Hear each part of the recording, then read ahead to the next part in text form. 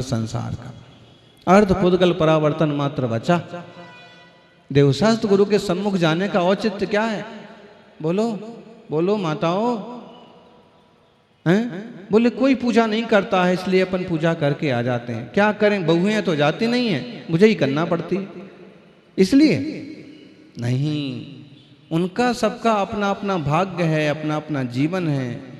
आपका सौभाग्य है कि आपकी रुचि देवशास्त्र गुरु की भक्ति में है, और वह सौभाग्य परम सौभाग्य में तब बदल जाएगा। उस कंपनी में तो आप पहुंच गए, लेकिन उस कंपनी में तुलना तो करो कि आखिर वो इतने बड़े क्यों हैं और आप इतने छोटे क्यों हैं।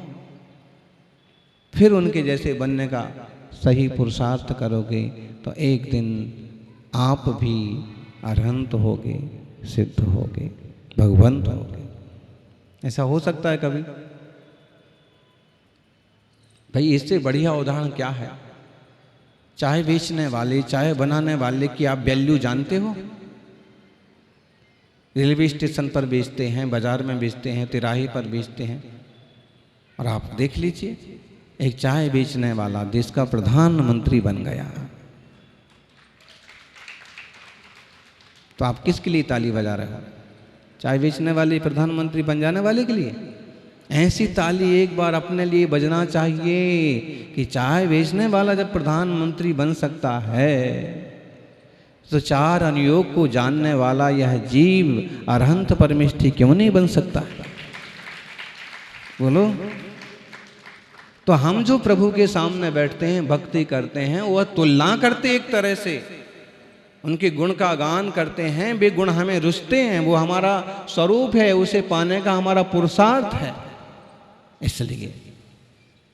इसलिए देव, इसलिए शास्त्री, गुरु, मुनिराजों के सानिध्य में रहेंगे तो वैसा वैसा कुछ ना कुछ भाव आएगा, उस मार्ग से चलने की स्पृहा पैदा होगी। इसलिए आत्मार्थियों मुनि संघ का सानिध्य लेते हैं। यह हो गया। फिर अथैवं प्राप्त चिंतामणिरपि मे प्रमादो दस्युरिति जागर्ति।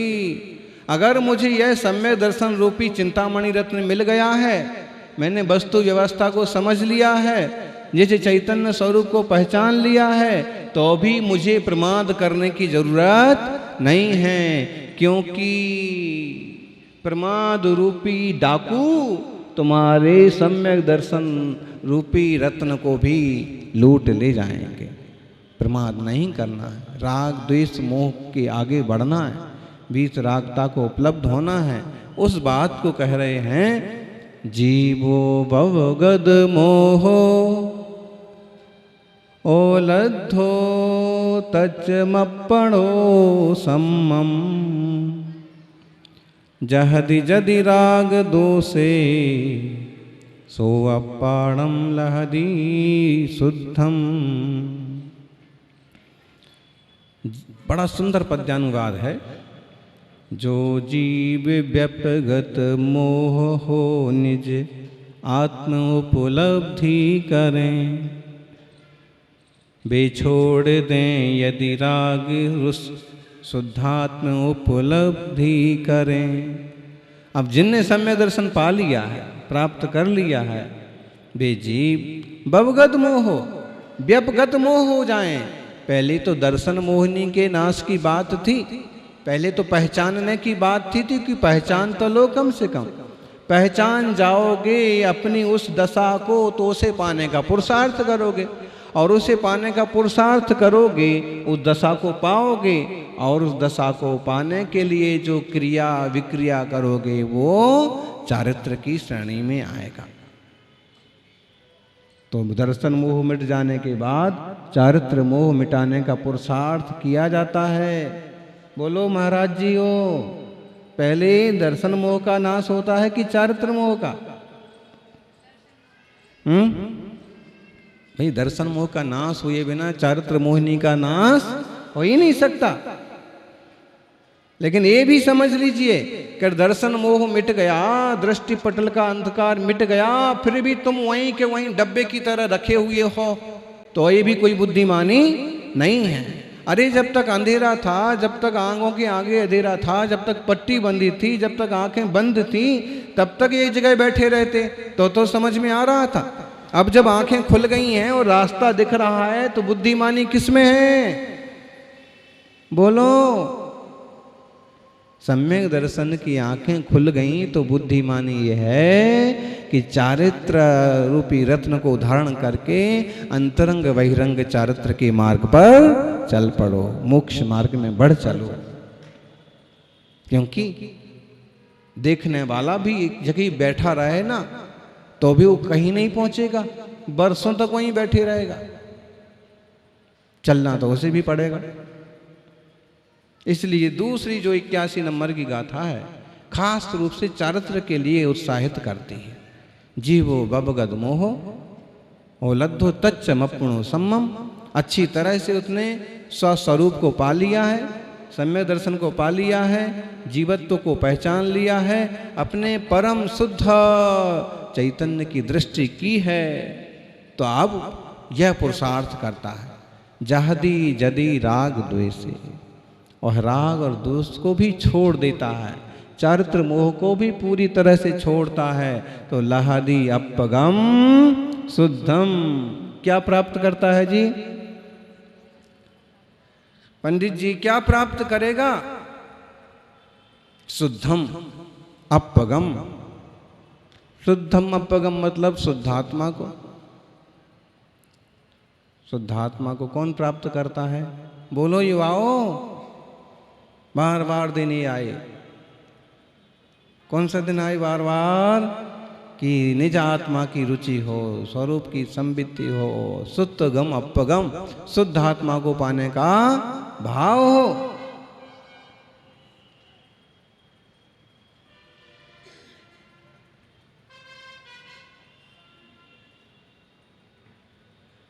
तो भाई ध्यान लेने की बात है कि अगर वो राग द्वेष को भी मिटा दे तो फिर पाए शुद्ध आत्मा को। अभी तो पहचान हुई है, अकेले पहचान में मस्त हो जाएगा तो आगे नहीं बढ़ पाएगा। कम से कम अर्धपुद्गल परावर्तन के लिए भी लटका रह जा सकता है, लेकिन अगर उसके आगे की कोशिश करे, राग द्वेष को भी मिटाए, तो शुद्ध स्वरूप को उपलब्ध हो जाएगा। हैं? बोलो महाराज जी, जब आप तीर्थंकर बनोगे, जब आप अरहंत बनोगे, तो आपकी समोषण में गर्दन कौन कौन बनेगा? गणधर हैं? सब जने गणधर बनने को तैयार बैठे। तुमको क्या तकलीफ है? तुम क्यों नहीं बनते अरहंत? तुमने क्यों नहीं बनते तीर्थंकर? तुमको किसने मना किया?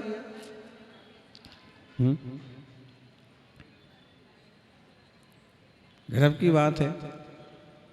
आप तीर्थंकर बनोगे तो हम आपके गणधर बनेंगे। ये भक्ति में तो कहा जाता है, लेकिन वास्तव में वो तीर्थंकर बने और उनके गणधर बन के हमको भी भव पार जाने का मौका आए, ऐसा योग बनना कठिन ही है। फिर भी ये भावना है, व्यक्ति इसको हम निरर्थक तो नहीं कर सकते हैं, लेकिन अंतरंग दृष्टि यही होना चाहिए कि जैसे वो अरहंत सिद्ध हो गए, वैसे हमारा आत्मा भी अरहंत से सिद्ध हो। क्योंकि गणधर परमेष्ठी भगवान भी अत्यंत भाग्यशाली हैं, तीर्थंकर प्रभु के चरणों में अनुरागी हैं और निरंतर दिव्य ध्वनि का प्रेषण करते हैं, और उसी भाव से भी मोक्ष चले जाते हैं। लेकिन उसी भाव से मोक्ष जाने का नियम नहीं है। क्या समझे गणधरो? गणधर परमेष्ठी भगवान उसी भाव से मोक्ष जाने का नियम नहीं है।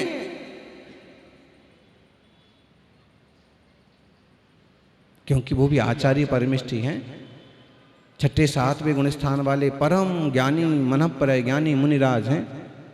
और अगर उनके पास विपुल मति नाम के मनःपर ज्ञान की रिद्धि है तो वह उसी भाव से मोक्ष चले जाएंगे। लेकिन हो सकता है कि अगर नहीं है तो वो एक दो भाव लेकर के मोक्ष जाएंगे। फिर आपको क्या करना?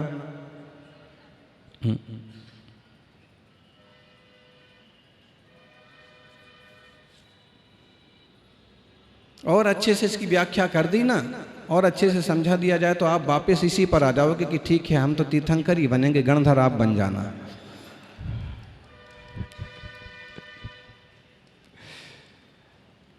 तो यह तो अपने वरिष्ठ गुरुजनों के प्रति अपन अनुराग व्यक्त करते हैं कि भगवान आप बने तीर्थंकर केवली, हम बने आपके गणधर। लेकिन ये तो सुनिश्चित समझना कि संसार में तो कुछ फायदा है नहीं।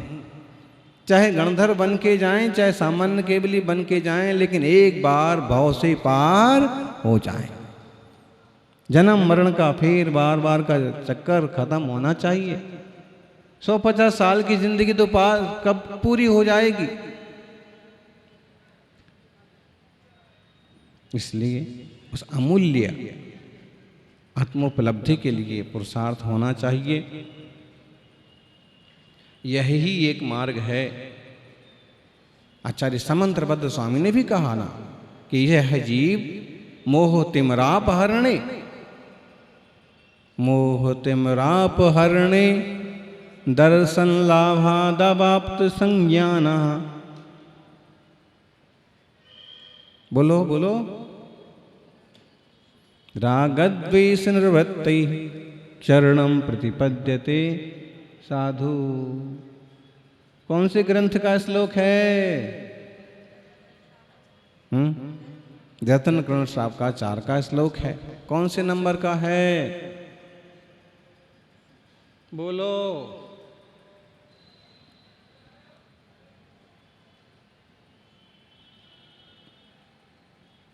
कुछ तो बोलो। 49 बोलो, 50 बोलो।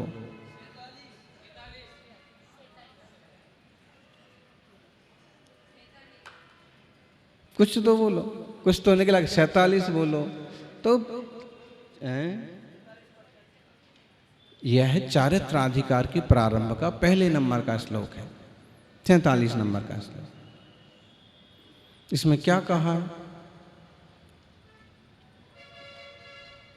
मोह तिमराप। अभी पहले अधिकार में तो चर्चा हुई सम्यक दर्शन की। कितने श्लोक हैं पहले अधिकार में? 41। दूसरे अधिकार में कितने हैं?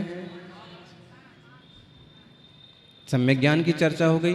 तीसरा अधिकार शुरू हुआ 46 नंबर श्लोक से। और पहले नंबर वो कहते हैं कि मोह तिमिराप हरणे दर्शन लाभाप। मोह के तिमिर का तो अपहरण हो गया।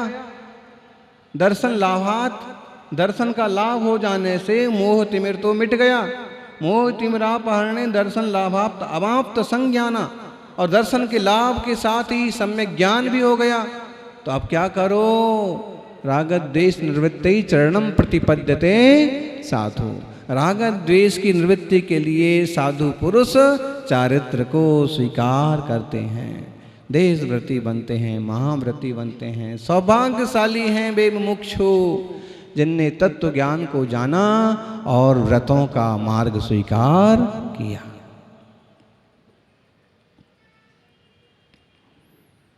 भाई निर्णय हो गया है तो अब आगे की यात्रा की तैयारी करो। मालूम पड़ गया है कि इस बस में बैठ करके जाते हैं आगे। बस पहचान ली है, गाड़ी पहचान ली है, तो अब गाड़ी में बैठ करके आगे की यात्रा भी होना चाहिए। अकेले गाड़ी को पहचानने से काम नहीं बनेगा। आपको जयपुर जाना है मुनि संघ के दर्शन करने के लिए, और आप गाड़ी पहचानते हो कि यहाँ से मिलती है, इतने बजे मिलती है और वहाँ सीधे नसिया के बाहर रुकती है। परिचय हो गया, ज्ञान हो गया, पता पड़ गया, निर्णय हो गया, लेकिन फिर भी हिम्मत ना करो गाड़ी में बैठने की, टिकट ना कटाओ, तो कब पहुंचोगे? बोलो बोलो। महाराष्ट्र से आए, अंकली से आए, गाड़ी तो पहचान ली, लेकिन अगर गाड़ी में नहीं बैठते तो यहाँ पहुंचते क्या? वैसे ही जी रत्नत्रय की गाड़ी में बैठेंगे तो सिद्ध लोक तक पहुंचेंगे। अब तो भैया आके बैठो रत्नत्रय की नाव में। तो यह मोह छूटे अतो मया रागद्वेष निषेधायास्त्यंत्यम जागरितव्यम। इसलिए मुझे राग द्वेष मिटाने के लिए निरंतर जागने की जरूरत है। पर को पर जानो, स्व को स्व जानो और स्वयं में रमो जमो तो भी कल्याण होगा।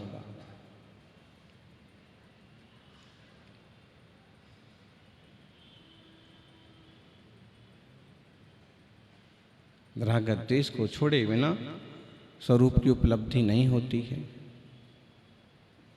रंगीन चश्मा लगा रहे आंखों पर, बोलो, वो सुना होगा आपने, बोले हरियाणा से गाय लाए गांधी जी, और हरियाणा से लाई गई गाय को हमेशा हरी हरी घास खाने को मिलती थी, और वो लेके आ गए जयपुर। अब जो है हरियाणा की गाय जो है भूसा खाती नहीं। गाय वाले परेशान हो गए, खूब उपचार किए लेकिन भूसा खाने को तैयार नहीं। खूब भूख लगे तो एक दो कौर खाए ना खाए। फिर किसी ज्ञानी से पूछा कि भाई क्या करें। उन्होंने कहा कि डोंट वरी, वेरी सिंपल, गाय के लिए आप हरी हरी घास तो रोज ला नहीं सकते। हाँ, बिल्कुल नहीं ला सकते। तो इलाज क्या है? ये इलाज है कि हरे रंग का चश्मा गाय को लगा दिया जाए।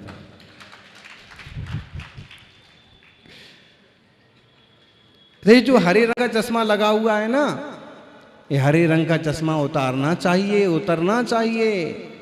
राग द्वेष का चश्मा उतरे तो वस्तु व्यवस्था का बोध हो। वस्तु तत्व को समझने के लिए राग द्वेष मोह भी छूटे और ऐसे अंतरंग निर्मलता बढ़े, ऐसे पूर्ण स्वाधीनता, पूर्ण निष्प्रह स्वतंत्र दशा का भेदन हो। यही मंगल भावना, यह पवित्र जिनवाणी हम सबके जीवन को पवित्र करे। उस अपूर्व दशा को हम भी उपलब्ध हों जिस दशा में अनंत सिद्ध भगवान झूल रहे हैं। जय बोलिए 24 तीर्थंकर भगवान की।